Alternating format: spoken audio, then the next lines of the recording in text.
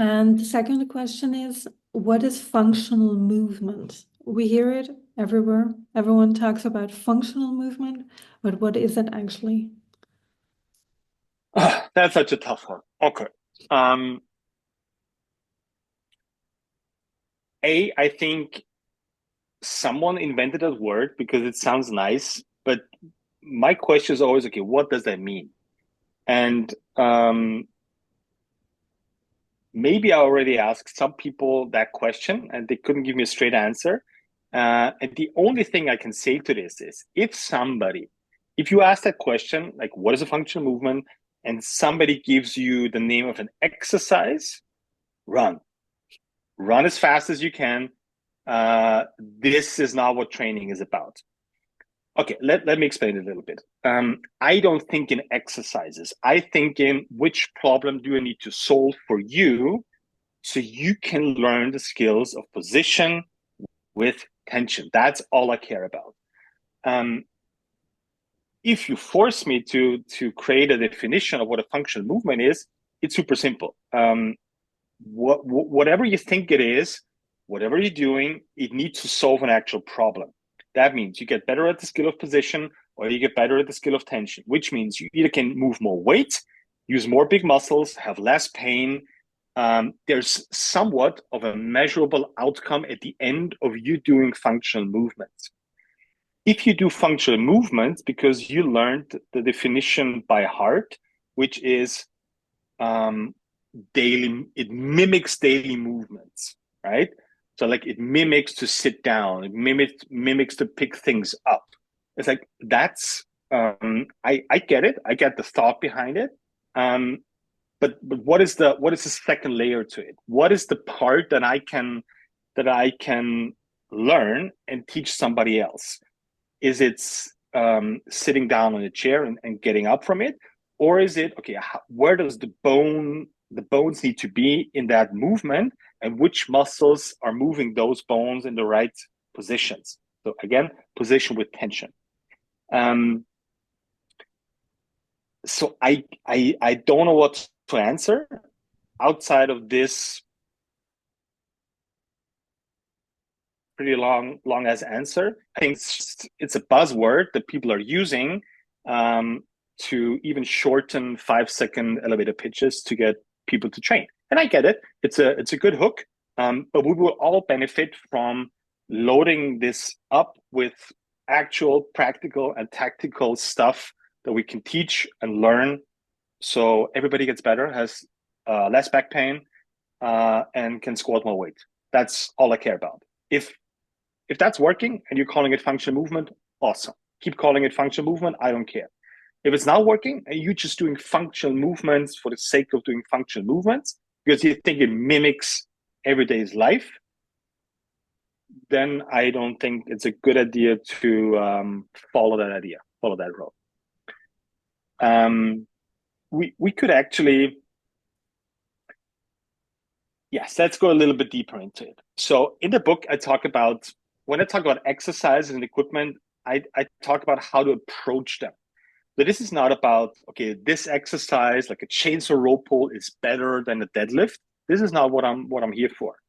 I'm here for trying to learn you a certain behavior in certain situations. So in the book, I have three different phases. There's a learning phase, there's a training phase, and there's a testing phase. And those are completely different things in training. So, point A, learning. I have to learn what learning behavior looks like. Point B is I have to learn what training behavior looks like, and I have to learn what testing behavior looks like. Why? If I don't know how to approach it, it doesn't matter which exercise I'm executing. It doesn't matter if it's a chainsaw rope pull. I can fuck up a chainsaw rope pull. I can fuck up a deadlift. It doesn't matter. We have to learn first which behavior makes sense for learning stuff during training and during testing.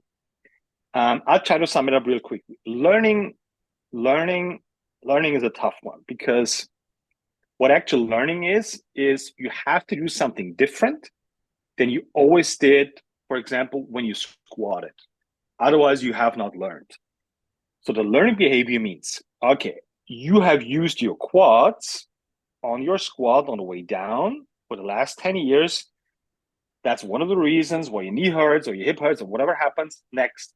That means if you want to prove that you learned, you have to change your behavior. That means you have to use your hamstrings on the way down instead of your quads. This sounds so logical, but that's not how our squat is being taught. So learning behavior literally means I have to change something that I did and did not work, obviously. And that's a tough one because no human on earth has a fun time changing their behavior just because it's so fun. Because the goal of training is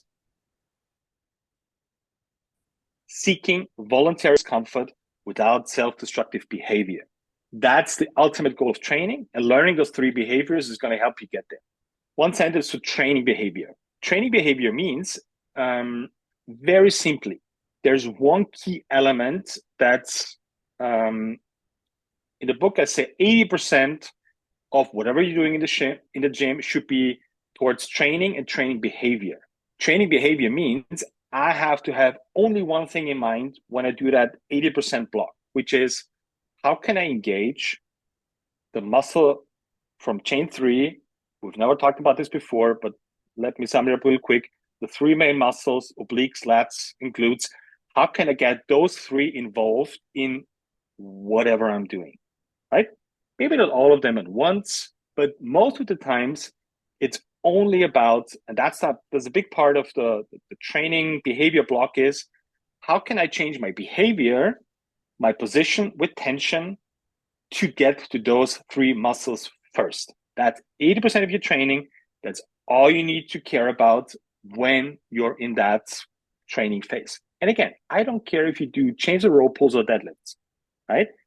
There's some exercises where you have an easier time following the chain 3 route, and there's exercises where you have a harder time. But that doesn't make it any more good or bad. It's just that's a harder route and it's going to take longer. That's an easier route and you're going to have faster progress. You do you choose you. I have certain templates that you can follow, so you have a route to go, but that's the only thing we care about in 80% of our training.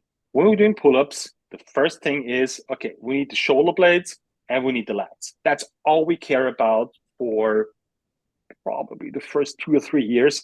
And that means we have to find fun and exciting and enticing ways how to teach the same thing over and over again without it being boring. That might be a good start to think about coaching and teaching others than always throwing new stuff at people.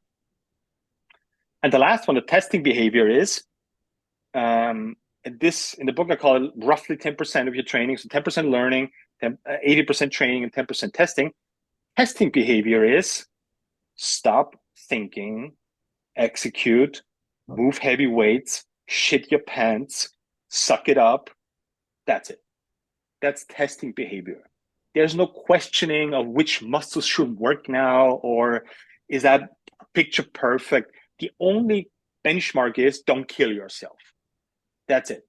Other than that, shut up your brain, grow some balls, move weight. Maybe do like 1 rep out of 5, the last one, which is not picture perfect. That's totally fine. But again, it's 10%, not even of your training time, it's 10% of a year. You can do the math on it. That means 1 session every 4 to 5 weeks, right? This is not every training. This is 1 session, 60 minutes of a 4 to 6 week cycle. That's it. And the rest is 10% learning and 80% training behavior. If that's not concrete enough, I would love to make it more concrete.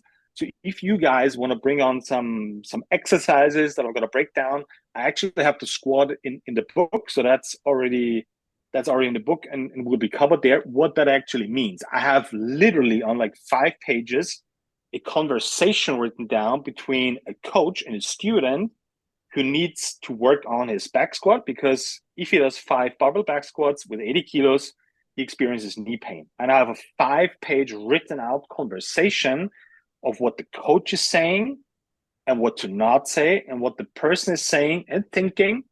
So we have a process how to do that learning, training, and testing phase in practice. If you want to see or hear other stuff on me here, bring it on. We can do a pull-up, we can do a push-up, we can do a bench press, we can do a deadlift, we can do whatever you want. I don't care. Bring it on, and I'd love talking about it.